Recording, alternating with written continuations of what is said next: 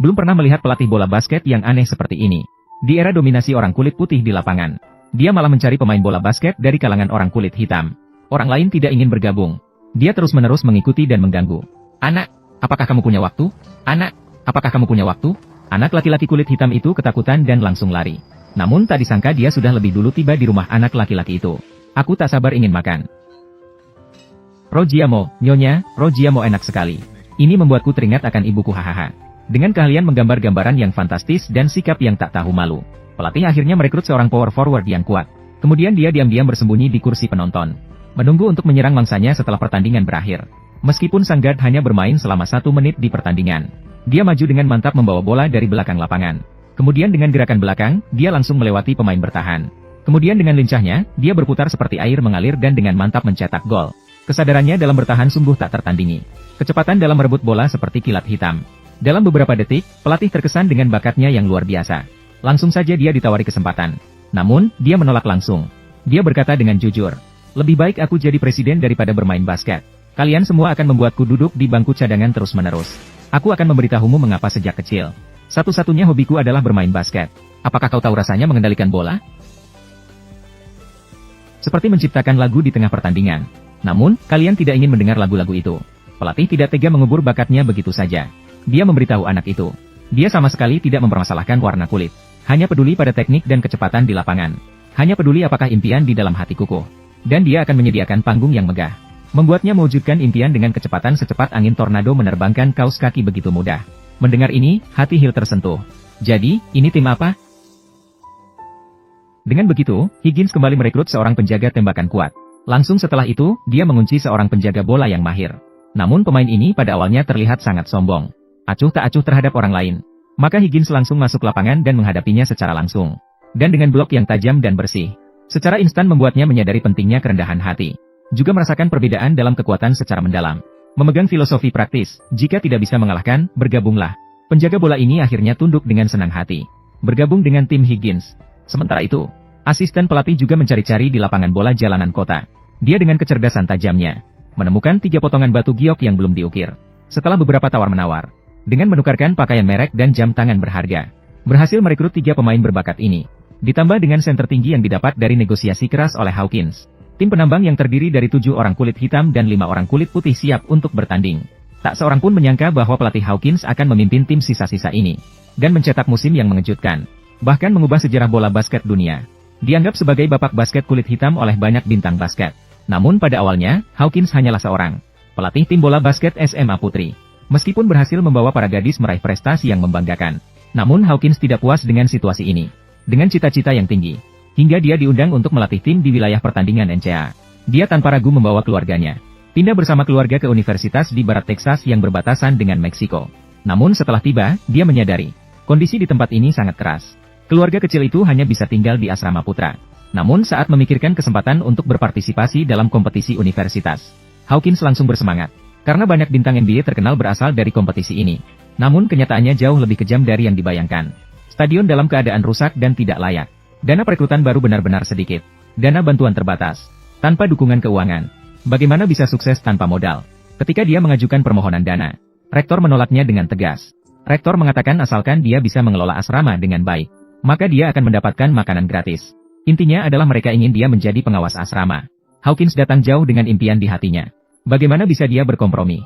Dia berbalik dan menggunakan dana tersisa untuk merekrut pemain. Namun pemain yang berkualitas menginginkan platform yang lebih baik. Mereka sama sekali tidak akan menyukai universitas 3 aliran yang miskin ini. Saat dia dalam kebuntuan, takdir tidak akan meninggalkan seseorang begitu saja. Dia memusatkan pikirannya pada mereka yang bermimpi. Dan pada anak laki-laki kulit hitam yang tidak memiliki kesempatan untuk bermain. Begitulah, keserasian antara ikan dan air langsung terjalin. Namun pada tahun 1965, prasangka diskriminasi rasial sangat dalam. Orang kulit hitam dianggap sebagai sampah lapangan. Jika sebuah tim memiliki 7 pemain kulit hitam, itu pasti akan menjadi sasaran kritik yang keras. Tidak hanya itu, kepala sekolah menolak memberikan asrama kepada mereka. Pelayan kantin tidak memberi mereka makan. Bahkan pemain kulit putih di tim juga menunjukkan pandangan diskriminatif. Pertikaian. Namun orang kulit hitam juga tidak mau kalah. Maka pertarungan sengit antara 2 kelompok kulit hitam dan putih yang besar dan kuat dimulai di restoran. Salah satu anggota tim memegang tong sampah sebagai keranjang. Sayangnya, kubis besar itu dihancurkan oleh mereka. Kedua belah pihak sama kuat. Melihat situasi semakin kacau, dokter tim tiba dan menghentikan kekacauan ini. Menghadapi kelompok orang yang susah diatur, Hawkins memberlakukan disiplin ketat untuk tim. Tidak boleh pacaran, tidak boleh minum alkohol, dilarang pulang larut malam. Yang harus dilakukan hanyalah latihan dasar setiap hari. Mendengar aturan yang sangat ketat seperti itu, Hill langsung mengejek Hawkins yang dulunya pelatih bola basket wanita. Hasilnya bisa ditebak. Seluruh tim harus melakukan 100 kali lari mundur. Namun begitu malam tiba, mereka melupakan semua aturan. Di bawah kepemimpinan Hill, mereka diam-diam pergi ke bar dan bersenang-senang. Berinteraksi dengan gadis-gadis seksi. Dan berpesta di lantai dansa sampai pagi. Perilaku ini tidak hanya melanggar aturan Hawkins, tetapi juga memengaruhi kondisi latihan mereka keesokan harinya.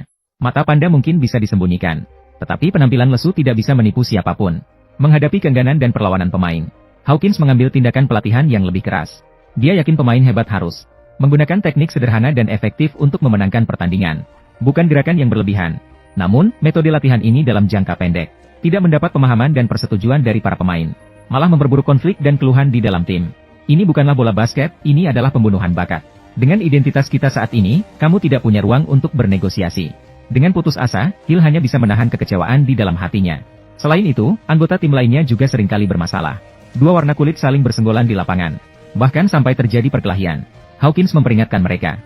Jika tidak bisa mengendalikan emosi selama pertandingan, maka mereka akan langsung dikeluarkan dari lapangan. Akhirnya menyebabkan tim kalah. Untuk memberikan kesan yang mendalam pada mereka, Hawkins memberi semua pemain hadiah 200 kali lari mundur. Pemain Harry mendapat nilai belajar yang tidak memuaskan. Berikan saya 2 minggu untuk memperbaiki nilai tersebut. Kalau tidak, jangan salahkan saya jika saya menggunakan cara-cara ekstrim. Baik. Namun Harry tidak memperdulikannya. Di perjalanan ke sekolah, pikirannya hanya tentang menggoda gadis. Tanpa disadari, bos akhirnya tiba di medan perang dalam 30 detik. Kemudian, siapa yang bisa memberitahu saya klasifikasi batuan beku? Anak saya, Harry bisa. Ya, Nyonya. Granit, granodiorit, diorit. Siapa yang bisa memberitahu saya bagaimana mereka terbentuk? Nyonya, Harry bisa. Batuan beku terbentuk melalui pendinginan lambat. Apa itu batuan beku, Harry? Terbentuk oleh erosi magma di kedalaman bumi. Bagus sekali, Harry. Menyelesaikan masalah belajar. Namun, penyerang tim, Shade, menunjukkan kelemahan fatal. Karena takut terluka, dia tidak berani bersaing untuk rebound dengan center yang kuat. Meskipun saya melarangmu dunk, tapi jika dia lemah seperti itu, dunk saja dia. Shade, kau seperti bebek, setiap hari kau seperti baru lahir. Penjual es krim nenek-nenek lebih tangguh darimu. Setelah latihan selesai, Hawkins yang marah langsung mencari asrama Shade. Dan mengeluarkan tiket pulang ke kampung halaman.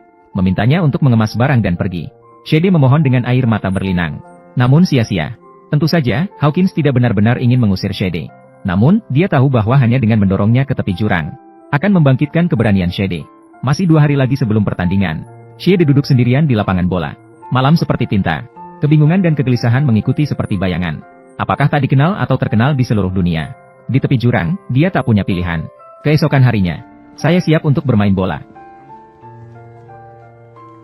Kamu sudah mendapat kesempatan seperti ini, sekarang ambil tiket pulang. Pelatih, aku ingin bermain basket. Tidak bisa, bagaimana jika kamu terluka? Biarkan aku bermain basket. Shade yang telah berubah kembali ke lapangan. Kali ini dia tidak takut. Meskipun hidungnya patah, dia tetap melatih dengan pelindung dan tidak ingin turun. Keringat menjadi hujan manis, usaha keras berbuah manis. Semangat yang kuat tumbuh dengan bebas di dalam tim. Semangat kerjasama berkembang tanpa batas di tim. Malam ini akhirnya pertandingan pertama tim penambang dimulai. Tim lawan yang mayoritas berkulit putih masuk lapangan. Sorak-sorai memenuhi lapangan. Ketika pemain kulit hitam dari tim penambang muncul, tepuk tangan di arena langsung berhenti. Bahkan kepala sekolah pun tidak tahan untuk mencemooh. Kapan kita menjadi sekolah untuk orang kulit hitam? Menghadapi keraguan dari seluruh ruangan, tim penambang dengan cepat membuktikan kemampuannya. Hill membawa bola melalui gerakan crossovers yang indah dan mencetak gol. KG juga melakukan slam dan kejam di atas kepala lawan. Tidak mengejutkan, tim penambang memenangkan pertandingan pertama dengan skor 6.258. Namun, saat salaman terakhir, mereka diabaikan oleh lawan mereka. Mereka memenangkan pertandingan tapi tidak mendapat penghormatan dasar. Kebetulan malam itu, Hill yang memenangkan pertandingan bersenang-senang dengan gadis di atap gedung. Hal ini tertangkap oleh Higgins. Konsekuensinya tentu saja adalah hukuman tanpa henti. Hill kelelahan di lapangan olahraga yang luas. Pelatih, saya tidak bisa berlari lagi. Saya rasa Anda masih bisa. Kamu punya energi untuk bersenang-senang, tapi tidak untuk membantu tim. Saya tidak ingin menjadi pemimpin tim dengan tindakan. Saya bukan bos tim. Kami tidak bisa melakukan apapun, guru Anda menegur kami. Kami merasa tidak akan dihargai, bagaimana bisa mendapatkan rasa hormat dari rekan setim. Hawkins menceritakan tentang ayahnya kepada Hill. Ayahnya menyerah pada mimpinya. Seorang sopir truk yang lelah bekerja seumur hidup baru mendapatkan kesempatan untuk mengejar impian Hawkins. Oleh karena itu, dia sangat menghargai kesempatan-kesempatan tersebut. Dia bukan pemain hebat, juga bukan pelatih hebat. Namun, dia lebih rajin daripada para jenius itu. Dia harus bekerja lebih keras daripada mereka untuk sampai ke titik ini hari ini. Itulah sebabnya dia sangat sedih melihat Hill menyia-nyiakan bakatnya. Jika kamu tidak berada di arena pada hari itu, kamu tidak akan memiliki kesempatan untuk bermain. Maka kita bahkan tidak akan memiliki kesempatan untuk saling mengenal. Tetapi setelah saya pergi ke sana, semuanya berubah. Sekarang kamu memiliki kesempatan untuk menunjukkan bakatmu. Jika kamu pergi ke arena dan ada kesempatan untuk bermain, Anda sebaiknya menghormati saya dan ayah saya. Juga hargai dirimu sendiri, mainkan bola basket dengan baik. Kata-kata tulus Harkins seperti lonceng pagi dan senja, membuat Hill tersadar. Namun, tidak ada manusia yang sempurna di dunia ini. Bahkan seorang pelatih yang bijaksana seperti Harkins tidak terhindar untuk tersesat dalam karir profesional. Pertandingan ini, tim tambang menghadapi lawan tangguh peringkat keempat nasional, tim Hawkeye. Menghadapi taktik standar lawan yang berjalan seperti mesin yang presisi, tim tambang terlihat tidak mampu. Seperti perahu kecil terombang-ambing di tengah badai besar. Setelah paruh pertama, selisih skor telah membesar menjadi 16 poin. Jika ada yang ingin kamu katakan, Hill, katakan sekarang. Kita tidak bisa bermain seperti ini, cara kamu tidak akan bisa mengalahkan mereka. Kita seharusnya diberi kebebasan untuk bermain. Jalankan rencana aslinya, Hill. Kamu ingin bermain dasar-dasar bola basket, bukan?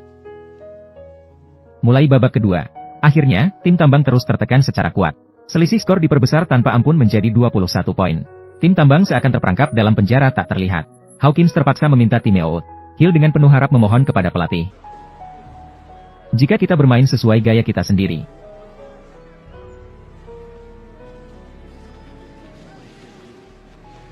Baiklah Hill, mainkan sesuai gayamu. Dan kemudian mainkan sesuai gayaku. Ketika penjara yang membelenggu terpecahkan. Break barat. Kekuatan purba yang terdiam seperti kuda liar yang lepas kendali. Meledak dengan kekuatan pertempuran yang luar biasa dalam sekejap. Umpan seperti air mengalir. Tembakan layup seperti melesat panah. Steal dilakukan dengan lancar. Skor berturut-turut 4 poin. Kerjasama dengan rekan tim begitu sempurna.